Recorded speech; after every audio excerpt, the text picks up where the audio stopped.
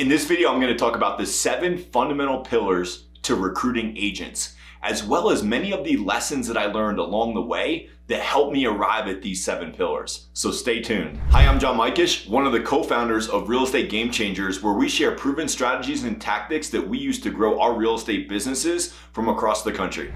Okay, so let's dive in. These 7 pillars of agent recruiting are all aspects that you're going to need to think about to determine what are you going to do in your team or on your brokerage in order to account for these. What I find that's wrong with most agents' recruiting strategies is that they leave out one or more of these pillars and they have an inconclusive recruiting strategy.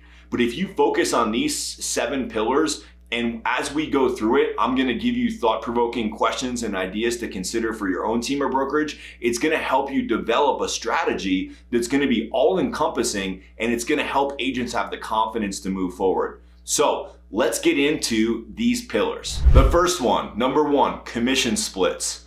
What an important topic when it comes to agent recruiting. And this is going to be the thing that they want to know about most. What am I going to get paid if I work for you?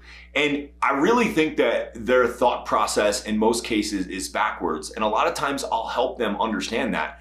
I'll say, hey, I know you want to know what the commission split is, but what you should be really asking me is, what are you going to get by being here? Because regardless of the commission split, what you're going to get is what's most important. So I'll actually walk them through this mental exercise of saying, hey, everybody out there in the industry is going to talk about commission split. And I promise you, and I'll actually say this, I promise you, there are going to be people in the marketplace that are going to offer you way higher commission splits than I am. But what I want to do is help you understand that it's not the commission split you should be concerned with, but what is it that you're going to end up with in your pocket at the end of the year? Because can we both agree that at the end of the year, if your commission split was 100% at one brokerage, but you made no money, that's actually worse than if your commission split was, say, 10% with me, but you put $100,000 in your pocket? And I'm not suggesting 10% or anything like that, but I'm trying to make the point that the commission splits are important, but less important than what is the proven repeatable path that you have for them to achieve success with your team or with your brokerage. So I'm going to shoot an entire video just on commission splits because I think it's that important. And that video will be coming out in the next couple weeks. So definitely like or subscribe so you get the notification on when we release that. But for right now, when it comes to commission splits, I want you to be thinking of how are you going to address 3 important areas of commission split? And those 3 would be this. What is your company generated split? So if you provide the opportunity to your agent, what are they going to make on that? What is the commission split that you're going to offer if the agent generates the business? What are you going to pay them on that? And then how are you going to deal with referrals? Those are the 3 top areas that you need to have a plan for, a system. And what I recommend is that you really give it a lot of thought and check out the video that I'm going to be posting on that as well, where we're going to dive deep on this subject. But what you don't want to do is you don't want to be changing things along the way. I see this as the kiss of death with teams and brokerage, is it creates a lot of confusion, a lot of chaos, a lot of animosity. You want to really think through it. How would it work for you now? So like run the numbers on your commission split scenario based on kind of what you're currently doing or what you're hoping to do in the next year or 2, but also project that forward 3, 5, or 10 years on where you hope to be then, and make sure that those numbers and those splits still work for you then. Because what you want to do is minimize changes. Changes are always going to feel, negative and chaotic to your team.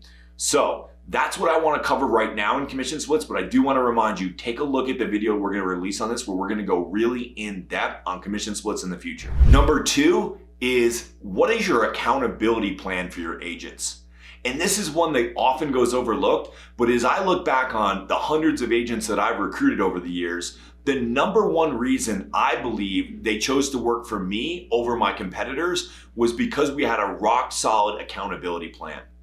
And the accountability plan is where you can demonstrate what it is that you're going to do to hold them accountable to the critical activities that they're going to need to do in order to achieve success with your team or your brokerage.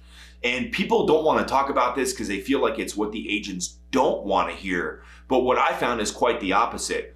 Agents want to feel like they can land at a safe place and that you're going to be different and they're going to achieve different results when they work for you.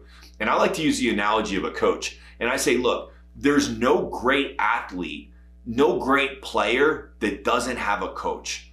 So, think about, amazing coaches like Nick Saban. Like, the reason that they get out of their players that consistency and the constant winning is because they have a high level of accountability and discipline that they expect from their players. And then you think about greats, like players and basketball players like Michael Jordan and LeBron James. Like, oftentimes these guys not only have the coach on the team they play for, but they have other coaches outside of the play because they want to get that much better. You'll never get the greatest greatness out of somebody unless there's a coach involved. So you got to be the coach to your players, and you got to explain the accountability isn't for me to be like all up in your business. However, I'm going to be all up in your business to help you get the most out of this opportunity that you can. And what that's going to translate in is more dollars in your pocket. The third thing that you have to account for is leads. They want leads. They want the good leads. They want the great leads. And you got to show them, what are your 3 to 5 great lead sources that you have at your company, and how much business do you do off of those lead sources? Like, being able to actually show and not just tell, because a lot of teams and competitors in your marketplace, they're going to tell them everything they want to hear. But can you actually show, hey, here's our top 3 to 5 lead sources, and here's how much business we did in gross commission income off each one of those lead sources last year? So you got to have the lead sources and articulate what those are. But secondly, you've got to show them how those leads get distributed. One of the things that I think set us apart in my marketplace was that when I started running a team at scale and I started running my brokerage, is that I didn't compete with my agents for the leads. Meaning I gave all of those leads and opportunities to my agents, which is very unlike a lot of the other team leaders in the marketplace. And the reason that I could do that is because I had my commission split structure right. So you see how all this stuff starts to tie in together. You go back to commission splits. If your commission splits aren't enough to help you run your business and grow and scale your business without you being in production, then they're probably not the right commission split.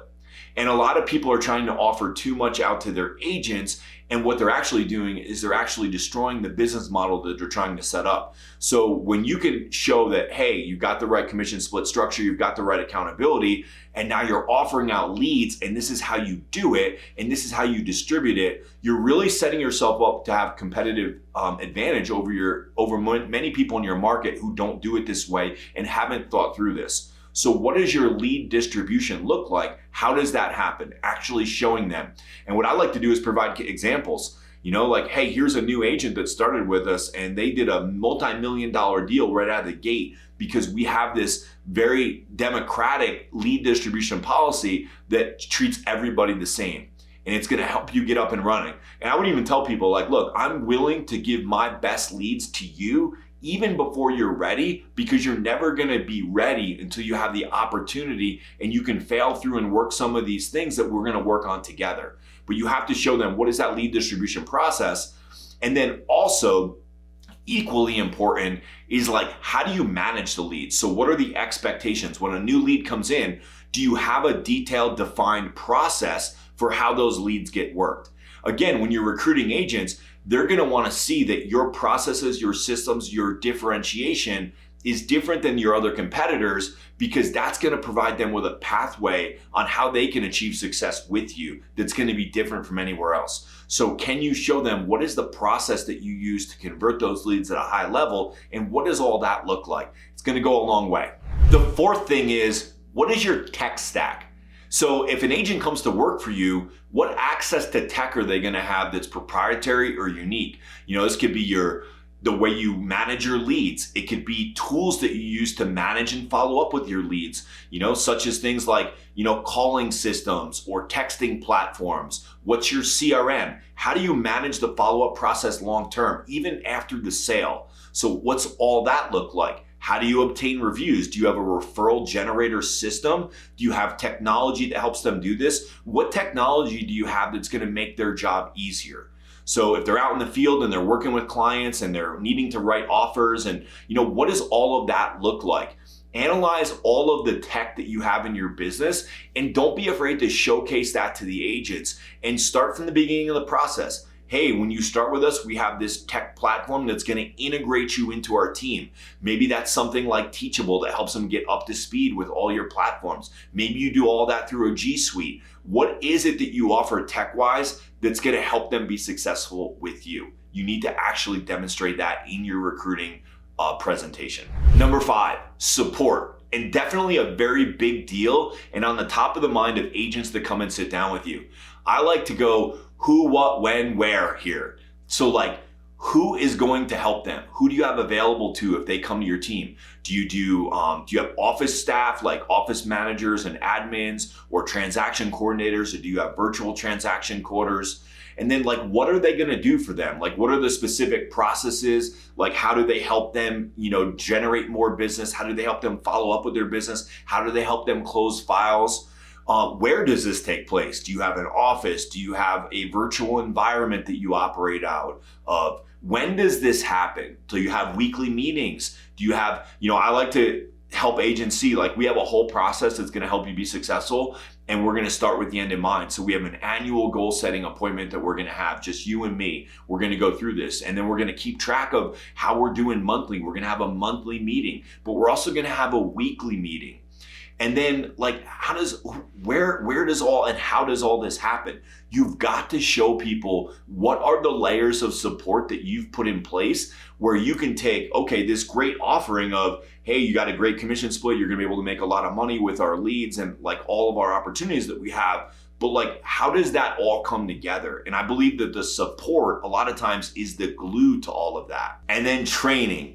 You've got to demonstrate training. Agents will always want more and more training. You're probably watching this video right now because you're seeking more training for whatever it is that's gonna help you achieve your next step.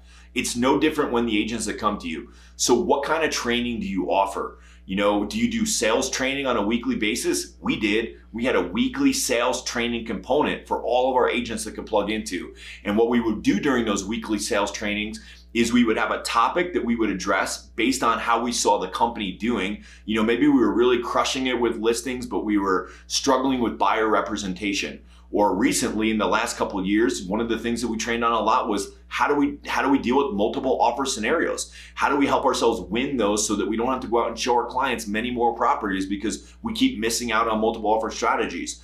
But then we also do market training. So a monthly market training. How do we look at the landscape of what's happening in the marketplace? No matter what event you go to, no matter what family or community party you attend, pretty much always they're gonna be talking about real estate at some level at those interactions. People love to talk about real estate. Your ability to get people to focus their attention on you as the expert, a lot of times is gonna come down to what is your training and expertise? What is your local market knowledge? So what we like to do in our community, in our team, in our brokerage, is we wanna offer all the training opportunities they're gonna need to stay ahead of their competition. And then what are you guys doing collectively to train? Who are you bringing in as speakers? A lot of you team leaders and brokers out there are doing amazing things for training, but you're not showcasing that training to the agents you're trying to recruit. You're just saying, well, everybody does this. But that's not really the case. A lot of times people aren't doing this. And I can tell you from coaching team leaders and brokers around the country, a lot of times this is the one point of exasperation that team leaders and brokers have. They feel like they just can't come up with more training. So if you're with a company that offers training at a national or international scale, what are those opportunities? What events are there? Do you as a company allow agents to go to events? Do you sponsor agents to go to events? Do you buy tickets or lodging or airfare? What does that look like? Or maybe if you don't, that's something you should be thinking about. Getting your people off-site to really get trained and go deep on this. Maybe there's an agent incentive plan that you can put in place where if they do a certain amount of production, they can go to these types of trainings. That will mean a lot, and it will also differentiate you from your competition. And the last thing that I want to talk about, the 7th pillar here, and really the thing that brings it all together and is going to make agents stay with you longer than anything else, is your community. A lot of people do everything that I've talked about right, but they fail on community because they're just business, business, business, business all the time, and then people leave them. somebody else out-friends your agent and the agent wants to go where it feels comfortable and it feels like a friend environment, and they go join somebody else's organization. So community is critical, and community happens at your weekly meeting. And if you're not doing one, I highly encourage you to change this. You know, a lot of times people talk about this buzzword of culture. They're like, oh, we have great culture. Well, culture is just another way of saying community. And what I find leads to an amazing community and amazing culture is when people are winning in business. So the first 6 pillars that I talked about are all of the aspects that they're going to need in place to win in business, but you've got to wrap that all up in community. And that looks like your weekly meetings. That can look like happy hours that you do as a company. That can be client events that you do. Client events are a great way to build company community because you're doing an event for your clients, which are people that your entire community of realtors that your team or your brokerage have served, and bringing them in and allowing them opportunities to serve and be part of those events really goes a long way to the community and the culture that you're building at your firm. So what is the community? What does it look like? Do you have incentive plans? You know, we used to do a March Madness every year where we would divide all of the sales agents into 2 teams, and team A would compete against team B. And then team A, whoever won, or team B, whoever won the competition, we would do something super fun with them, and we would do something fun but a little bit less fun with the others. So they created this competition and this camaraderie. And things like that seem simple, but you've got to, as the leader, take the initiative on that. If you as the leader aren't creating community, you're going to find this business to be a real drag because you're constantly going to be losing agents and replacing agents. And that constant turnover or turmoil in your business is going to diminish the amount of culture and community you have. So my encouragement to you, if you don't have this pillar, if you don't have this aspect, you know, think about ways where you can increase that. What can you do? What events can you do? We used to do an annual sales goal. And if our agents hit the annual sales goal, we would take every one of our team members, agent staff, and their spouse or loved one on a company cruise, all inclusive. I can't begin to tell you how much community and culture that created for my business and how much longer people stayed with me because of that time that we spent together having fun and doing those things. So I hope these 7 pillars were helpful for you. It's going to be really important that you articulate all of them in your recruiting presentation. So go back and look at your recruiting presentation. Where are you lacking one or more of these pillars? I promise you, by adding these in and having this all-inclusive 7-pillar recruiting model, you're going to recruit more agents, and you're going to keep those agents and help those agents be more successful when they're with you. So thank you. If you got value from this video, hit that like or subscribe button, where we're going to be generating more and more content to help you thrive in the marketplace. It's been an honor to share some tips with you, and I look forward to seeing you on the next video.